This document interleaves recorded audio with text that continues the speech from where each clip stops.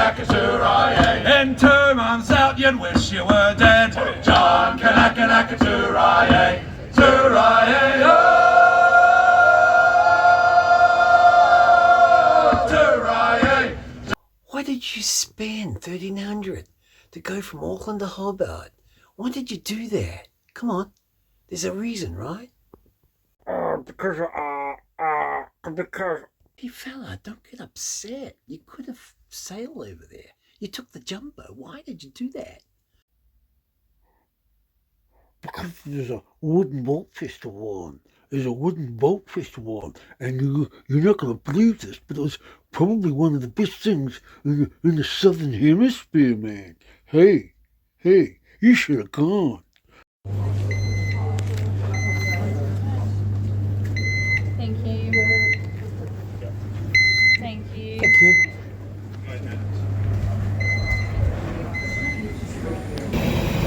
Just arrived. It's been great to get here. Tassie, I made it. I'm a Kiwi kid from Auckland, and I'm just so happy about coming here. There's the boat festival, a massive wooden boat festival here at Hobart, and I'm about to get involved in it. So I'm just practicing up on my Australian gibber, like Kiwi and Australia. Just got to get that right. Just so I can mingle in with these guys,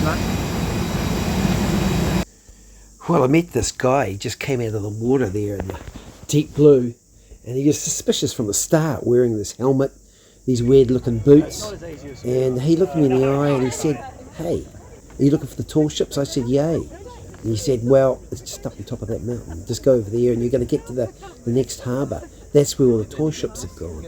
He collected all this junk, and I thought, this is getting weird. This is getting weird. That's him. Anyway, that's what I did. I took off. I started walking. I walked and walked and walked, and I got sore legs. I walked right across the top of this frickin' mountain, and I was seriously lost. I started looking around. I asked somebody, "Where the heck am I?" They said, "Mount Wellington." And I said, "Okay."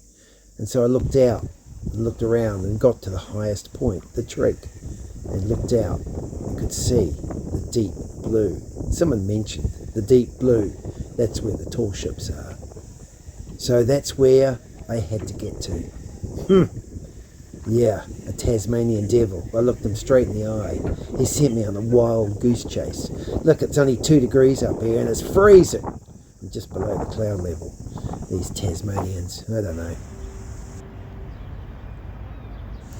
Anyway, I'm back down here and looking at these wonderful ships. They've come in. There's 11 of them. 11 tall ships come to this festival. And I'm looking forward to getting close to them. My first close, intimate contact. I touched it. I had to touch it. It was smooth as. My mate Laurie presents Windlass, the same name as his navigator.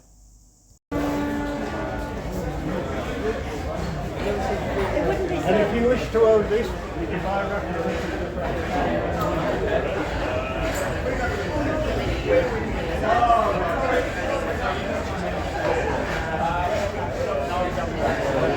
It's a height of activity. As I walked around here, everybody was busy, looking and sharing and showing. Then I came across this, an actual mechanical system to turn wood. Isn't that wonderful? Mesmerizing. I encountered this for the first time in my life.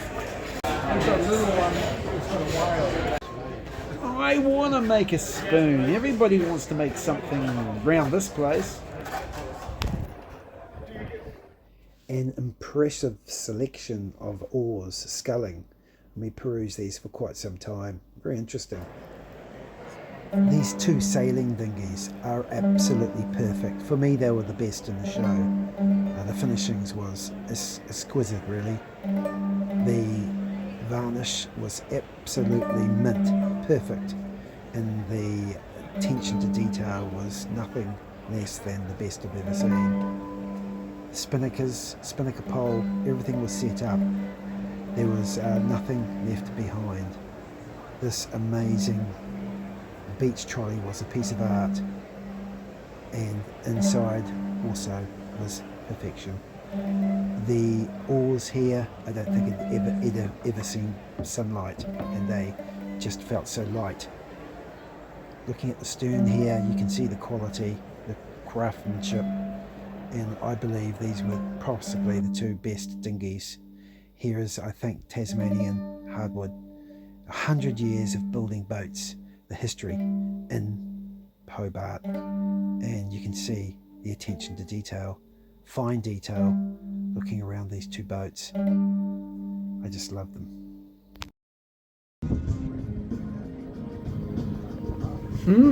What's happening here? We heard the music. We kind of walked briskly outside to see what's going on. People were all gazing out to sea. And then around the corner she came. That's right, the first tall ship. And looking out over the horizon, boats galore. All kinds of boats, little boats, big boats. It was, it was a sight to behold, really. Little cutters, big cutters, lots of people sailing, people rowing, people moving around on electric motors, people putting around on their little seagulls, and it was just full of it. The whole bay was full of boats. And then I saw her. That's right, the Endeavour.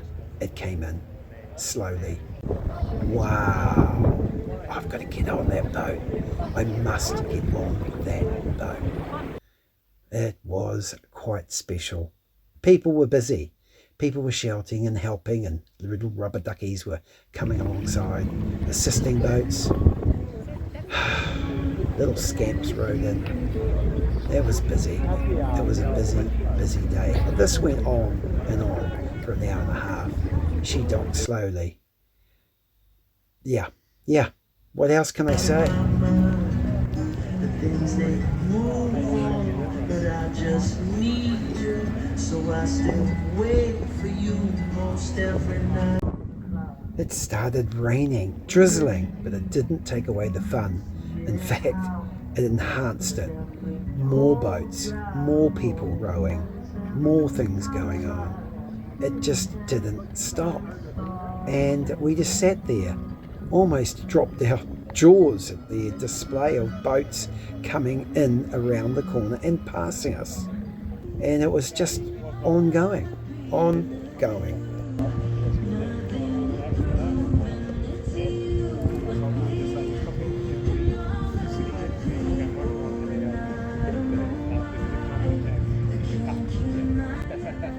You can see here the pier just quickly crowded. More people, more boats.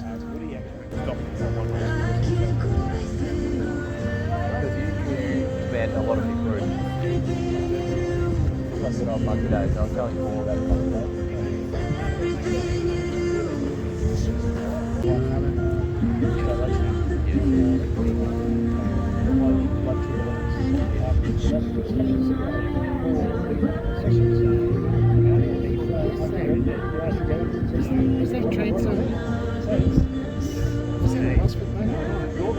Yes, that's one of them.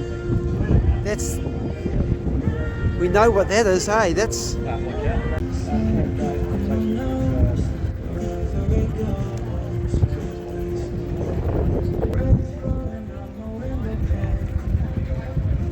Bay Raider.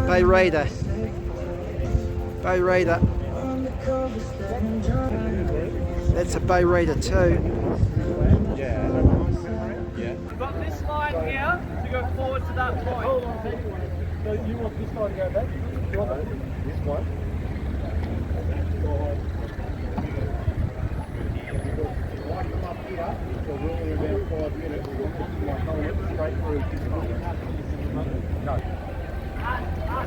Yeah, that's him.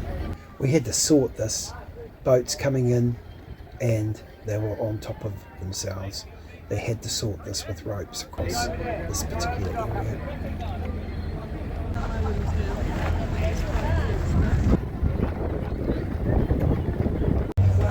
I'm hungry. I've got to get food.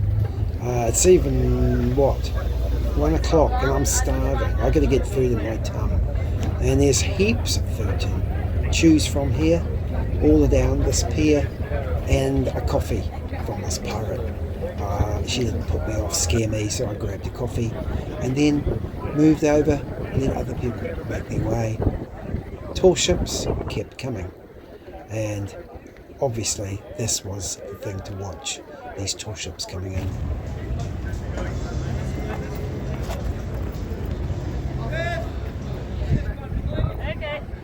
Must have been about 5 captains on this boat, all screaming and yelling and pointing and doing their own little thing, and up front the crew I see just hiding from them. In the middle, all these salty old dogs just kind of doing what they should be told to do, and that was interesting.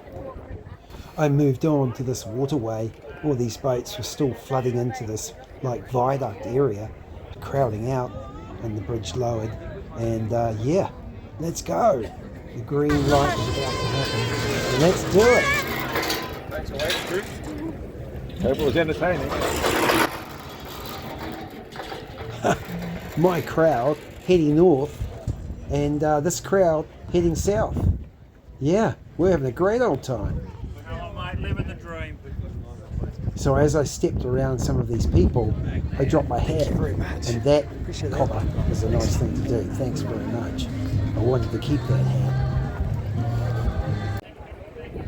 Well, the inside was just chocker with boats, and looking around I was surprised just how many boats were on the outside. Large wooden boats. There were so many different types of boats. It was incredible. I think these are these Derwent boats that are unique to Tasmania, and they race them. I read a little bit about them. They've painted them all these different colours, and I think they might be up to 100 years old.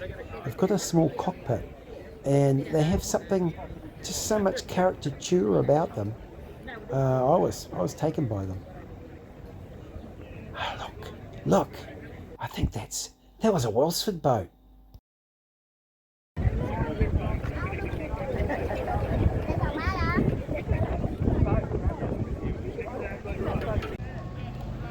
The cruising dinghies, they're all just sitting together, bobbing, pushing and poking, just getting over this long trip they've just finished, a 9-day trip. And now they're just relaxing, pulling things up, pulling things in, and getting ready to go home and having a well-deserved sleep. Here, jammed in like sardines. This was interesting, a proa. I had to get over and have a look at that. I'll see it later on, maybe tomorrow. It's beer time. I heard the music. Let's go.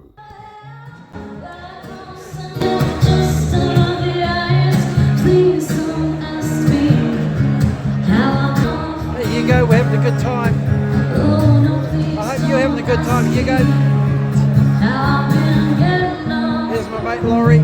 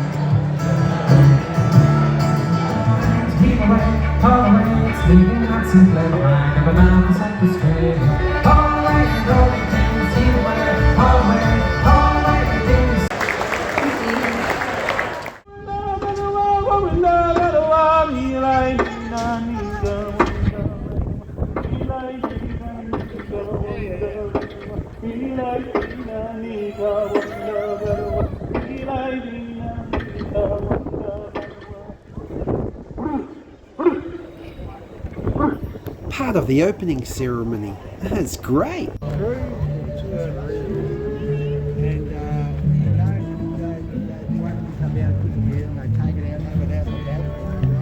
What's he doing? walking up and down here like a yo-yo. Very interesting fellow though. He actually made and designed these contraptions. He built them themselves. These wooden things you've just seen there. He's walking on back down to the other end. The distance in between these two machines is called rope walk. Can you work out why? Okay, she's got a job and she's scared that she just might do something wrong.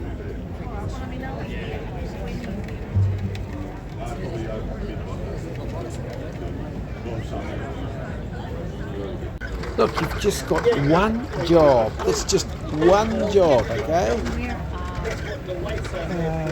Four! On every fourth one, blurt out four. Don't think you're at the golf course. You wouldn't be that bad. Okay, it's getting a little bit complicated. This guy here, he's got to say 4 after turning the handle every 4 times. That's pretty simple. And the lady there, she's got this like an egg. You could call it something else. And she's walking gently along this rope that makes it evenly come together and create the twirling in of how to make rope with these 3 lines. It's pretty simple. And she has to turn it once for every 4th time at the other end. So, yeah. Now people, they try to tell you, they say the blues ain't so bad. Well, worst old feeling that I have ever had. Don't you know they try to tell you, they say the blues ain't so bad. It's the worst old feeling, oh, you know I've ever had. I'm leaving town this morning, gonna ride the blinds. Well, I've been mistreated and you know I don't mind dying. Well, I'm leaving this morning, I'm gonna ride the blind. I've been mistreated and you know I don't mind dying. The H.M. Bark Endeavour was originally a bulk coal carrying ship named the Earl of Pembroke. It was constructed in the industrial port of Whitby, England. In 1764, the British Admiralty purchased the ship in 1768 and converted it to undertake scientific expeditions, renaming it the Endeavour. In August 1768, James Cook departed Plymouth, and his mission was to establish an observatory in Tahiti to record the transit of Venus and record the natural environment under the supervision of another guy called Joseph Banks. Secret orders to James Cook to continue on and search for the rumoured Great Southern Land. It's all very interesting, really. On the morning of 1770, he discovered Australia. This is where he would hang out, the Stern Castle, right there in the back. That's where I'd like to hang out too. The James Craig is an iron-hulled ship. It was built in England in 1874. It was originally named Clan MacLeod. The ship was used to carry general cargo, coal, salt, grain and cotton across the globe, and successfully rounding Cape Horn 23 times in 26 years.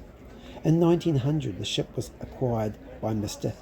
J. Craig and used to transport cargo between New Zealand and Australia.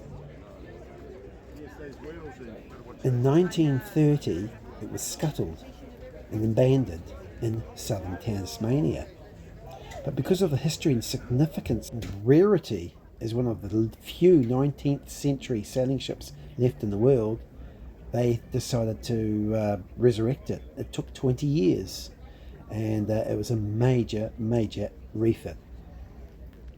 The overall length is 230 feet and the beam is 30 feet and the height is 33 metres or 108 feet. Aha, the Soren Larson. Oh, I bet that's got a lot of stories to tell. Used to hang around in New Zealand for a while. I think I got the blues. Play it for me.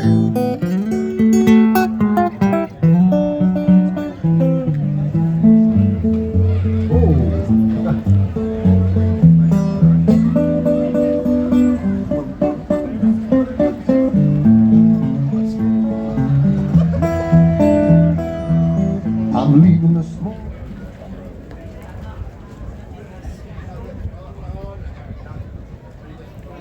What do you call that? Is it a wishbone tiller? So the mizzen mast can be central? It works.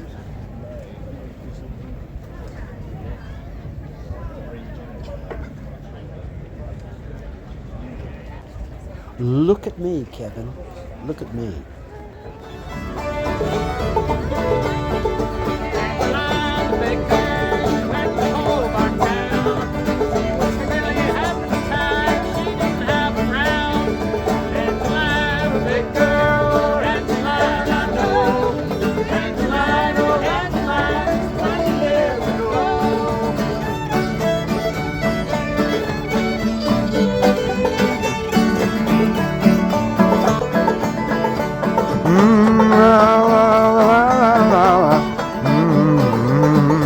Oh, I'm getting my mandolin out.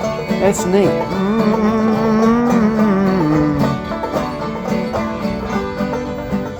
down and see old Matt Conboy. Never seen him before, so this should be interesting. She's just down here in Little Wing. Just down here. There's Little Wing down there.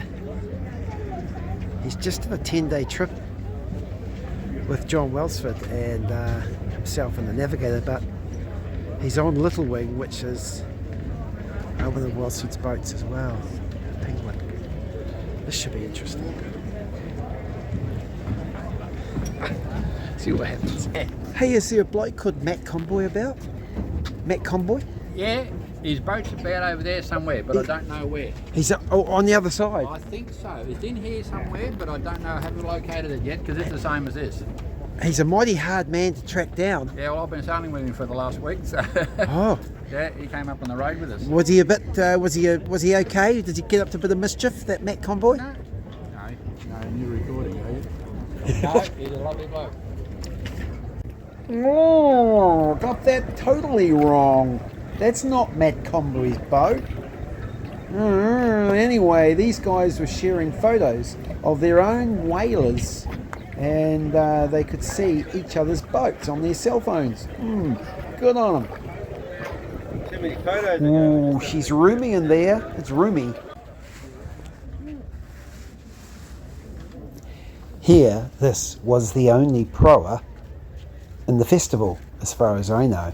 I didn't see another one, but it was so well built, and I'd love to have a sail on something like this because it's just so different. Mahi mahi. I thought it was very interesting, just the setup. One tall mast right in the middle with several stays around it, and it would go one way, I suppose, and then shunt is the word, and go the other. I wish I knew more about it, but it was a very, very good looking vessel actually. A long rower facing forward. So Matt Conboy said, I'm just down on the main wharf where all the boats are, and I was thinking, well, there's boats everywhere, literally everywhere, and he's saying where all the boats are. That's what he said to me, where all the boats are, and yeah, these Tasmanians, they're really weird. They just think you're meant to know everything. Squeaking Point. No, he's not here. I don't know where he is, so I just don't know where he is. This place is just too many boats, so I just got no idea where this Matt Conboy is. There's boats everywhere. Ah, Here he is. Here. Hey. Yeah, I found him. Finally got him. Great to see you. Come on, brother. Is there enough room? Come on. Around. They're the safety boats. I know, Yeah. that's what I mean. Yeah. That's what I mean. Well, I'm here on that cowboy's boat, and it's so well finished. He's selling it. Golly, it's some interesting little things in here. This table here, They pushed you out. these quick, nifty little things bring this table up. See, it just comes up and just sits up like this. There's another one on the other side, so it's a large table. Your knees go under it very comfortably. Here I am, I'm actually standing up in the Penguin, look, inside the cabin. Come back, Ross, and then stand up here. Look at this. You can stand up in here. Oh, you can too, yeah, look. Wow. Well, I can actually stand up inside the Penguin. I can't believe it. And I'm nearly 6 foot. Wow, that's cool. Well, this is the galley. You've left them hanging. And I just realised, I think my phone's on silent. So just thought I'd better check. All It's quite a good. large area. Yes. So, Off silent. drawn down here. Yeah. So Pretty impressed. I like these. encouraging people to go aboard. With these little emblems here. The boat show. Pretty cool. I'm going to go into this other section of the boat. You can see here it's like a little area you can hop into, and it looks mighty comfortable, but talk about a big double bed, I must admit. Oh yes, look, it's got a perspex window here, so you just look straight up. Yeah, this Matt really knows how to ship shape a boat. He's worked on this for about 9 months, and by golly, it's comfortable. So good. And it's very private up here, well away from everybody else down the stern. Look, I'm actually sitting up with my head. I'm sitting up here quite comfortably. So because of this hatch being round like it is,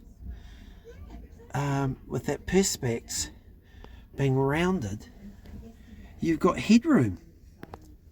There's more room in this boat than meets the eye. So between this aft area of cabin, we've got this middle area. The toilet sits, and it's a little walkthrough. It's a great design. The Penguin, I like it.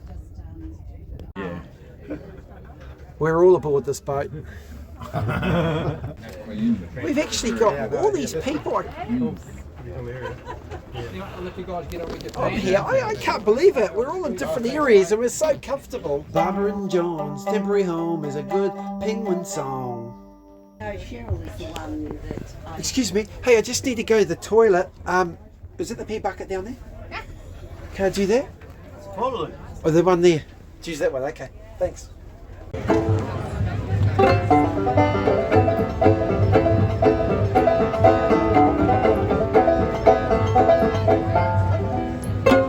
How soft the breeze through the island trees, now the ice is far astern. Them native maids, them tropical glades are awaiting our return.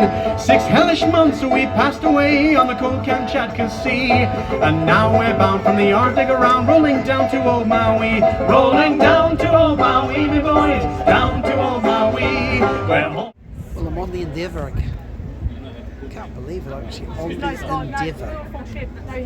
The replica of the Endeavour, Captain Cook's ship. I fit the tiny. Oh crap, now I need to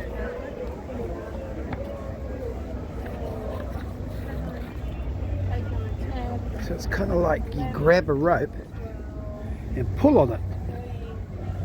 You grab one of these ropes and you pull on it. They say Find the right one. They say grab a rope and you pull on a rope. Which one? That's the question. which rope?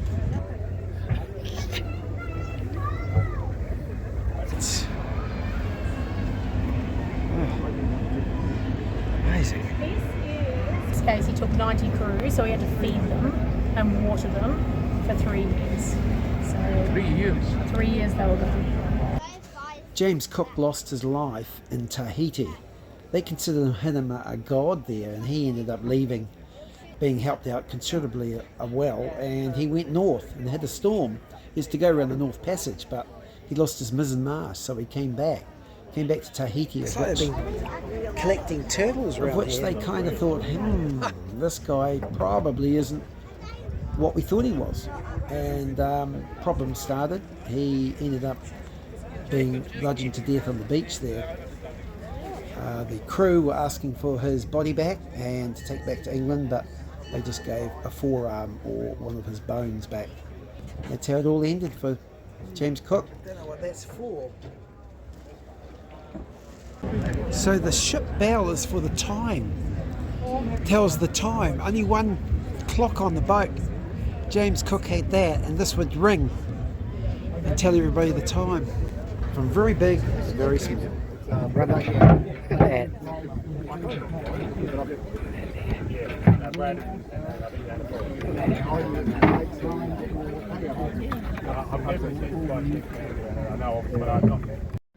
Okay, built by John Welsford here. Here's Marcus. He's just going to show us about this this tent arrangement.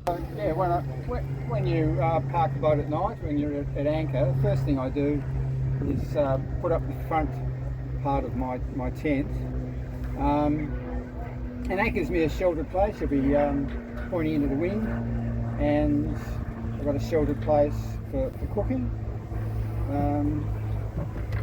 And the way that works is that I've got this false floor down here, and that serves as a table while I'm sitting in here.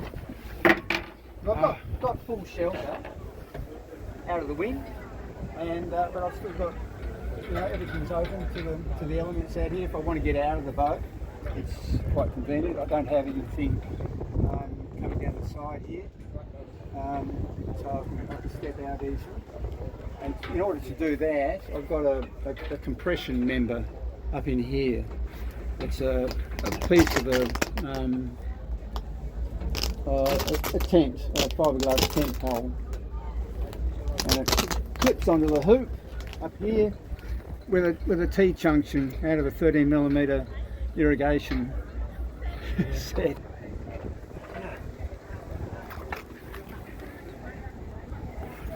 I like those little nets you got there.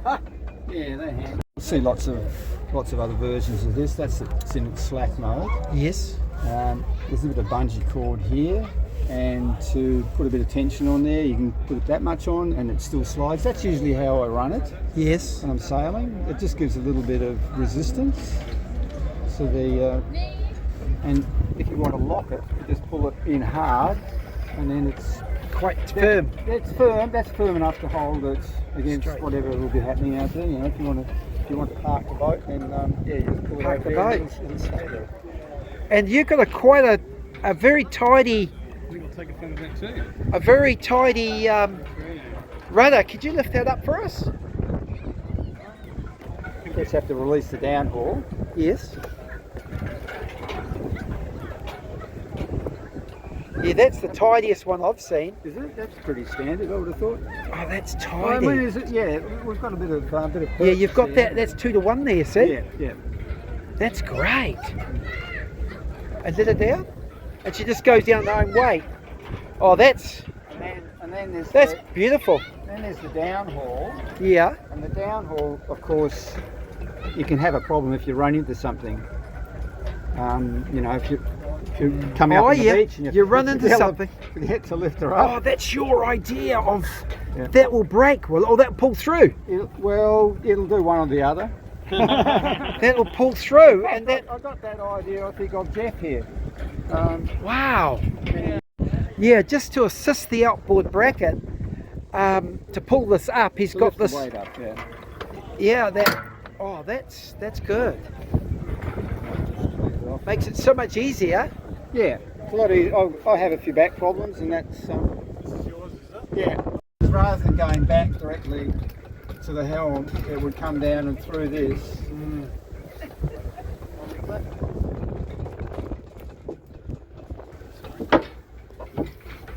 And that locks in.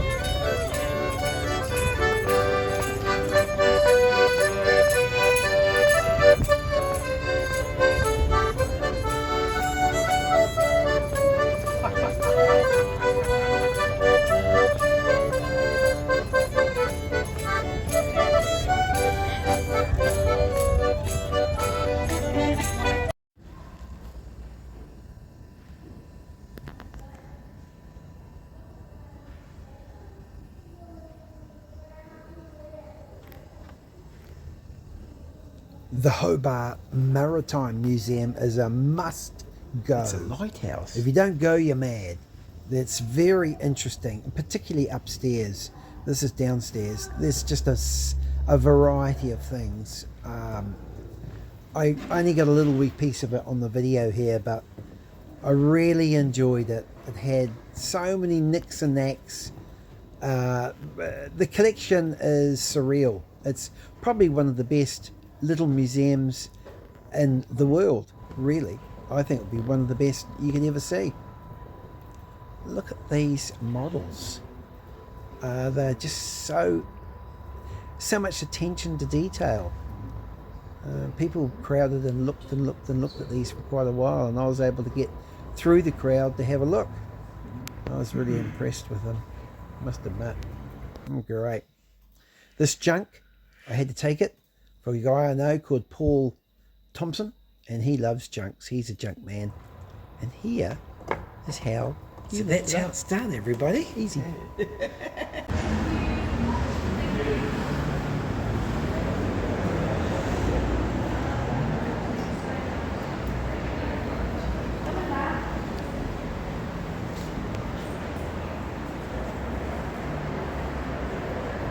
Australian warm fuzzy, the dinghies, the racing dinghies. Wood is just all charm. I am at the oldest pub, I think, of Australia, in Tasmania, and it's a real beauty.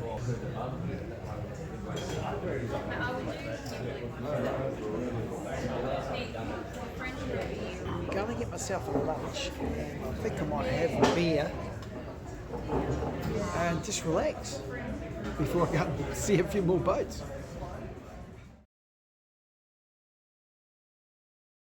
For you, Mr. Paul Thompson, I have got an interesting vessel just in front of me. Is this a junk?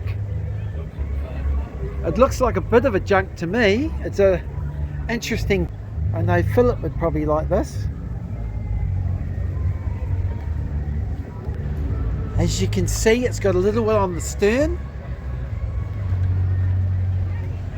Where are you guys from DCNZ? Where are you? You're in New Zealand, you should be here.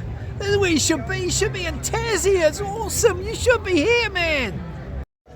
The news of James Cook's death travelled faster overland across Russia well before the Endeavour arrived back to England.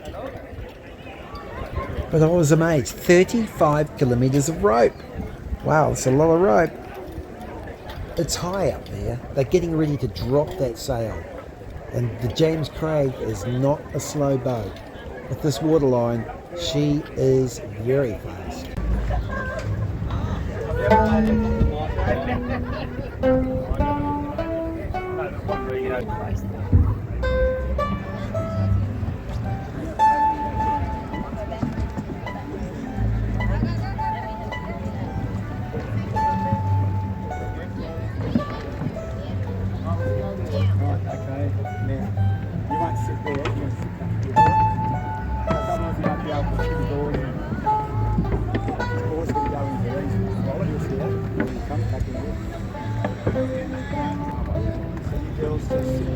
one each side. Have you done this before? You know the responsibility you're taking on. I was kind of getting a bit sad. It was the last night. The last night. And all these boats are gonna go away. All these boats are gonna go away. Away. I was a bit sad. I knew these boats were gonna go away. Oh, give me mercy for my dreams, 'cause every confrontation seems to find out what it really means. These lonely. So they are now going to thoughtfully and carefully check out all the crews and work out the various prizes that they're going to get. These kids have had a whale of a time. They've made all these boats. They're going to put them in the water very soon. They're going to have a race. And they've given more names, the Stormtroopers. What a great idea this was.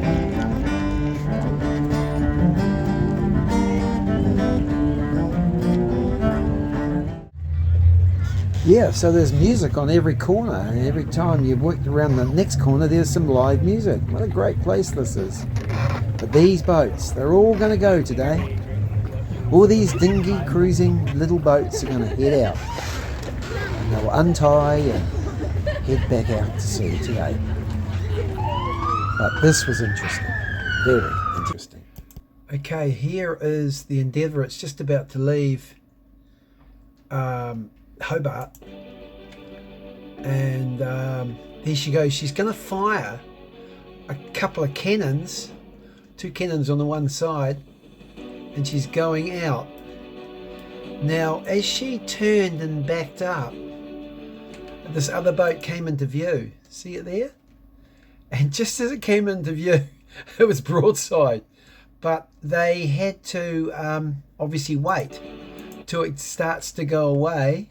And as it went away, they didn't want the Endeavour to go in the wrong direction, so they fired the cannons. Here we go. There.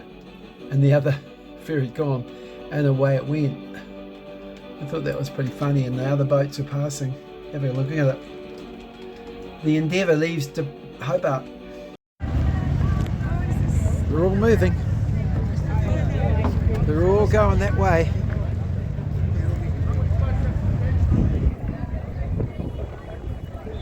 Moving over slowly.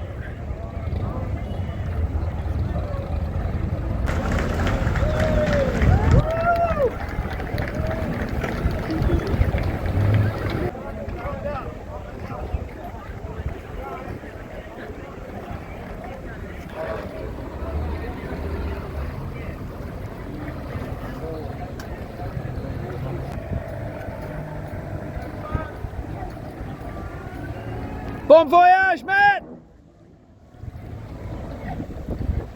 So it was sad seeing all these boats going away,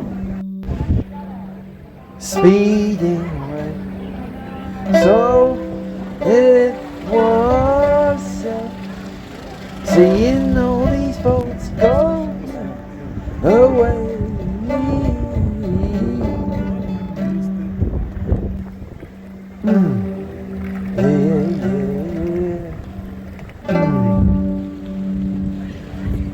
Still untangling these boats though.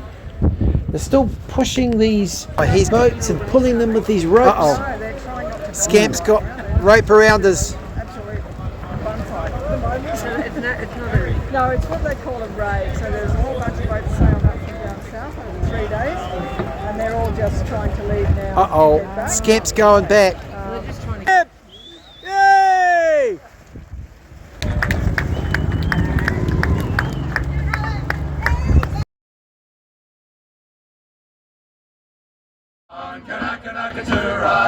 It's one more pull and then belay. John, for today today, it's a holiday. John Kanaka Toorai, Toorai,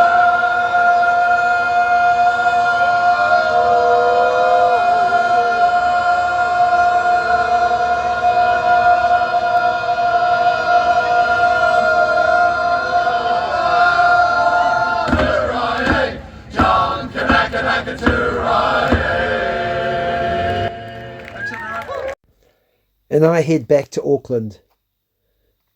And this guy, he just seems to hang around on the ocean floor. I suppose he likes it down there. Everybody just looks at him and wonders why he does that, but he thinks it's pretty cool.